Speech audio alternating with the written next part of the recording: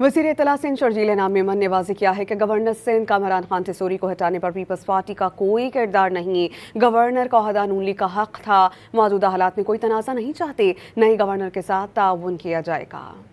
Governor का ओहदा जो था वो PMLN के पास होना था और PMLN ने अपना गवर्नर लगाया है, तो नए गवर्नर आए हम उनको भी वेलकम करते हैं।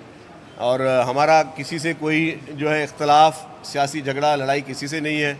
हम चाहते हैं कि जी जो आइनी रोल नए गवर्नर साहब के पास है वो अपना आइनी रोल अदा करें और जो उनका आइन में पाकिस्तान में जो उनके लिए रोल लिखा है वो अपना रोल करें।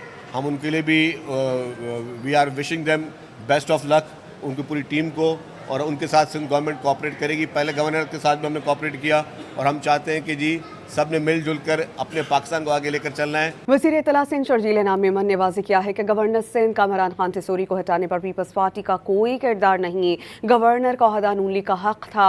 मौजूदा हालात में कोई तनाज़ा नहीं चाहते। नए गवर्नर के साथ ताउन किया जाएगा।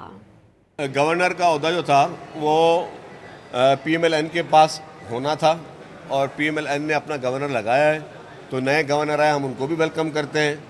और हमारा किसी से कोई जो है इख्तलाफ, सियासी झगड़ा, लड़ाई किसी से नहीं है।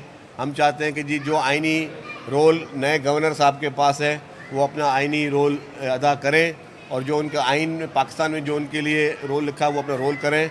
हम उनके लिए भी we are wishing them best of luck, उनकी पूरी टीम को, और उनके साथ सिंध गवर्नमेंट कोऑपरेट करेगी। पहले गवर्नर के साथ भी हमने कोऑपरेट किया और हम चाहते हैं कि जी सब ने मिलजुल कर अपने पाकिस्तान को आगे लेकर चलना है।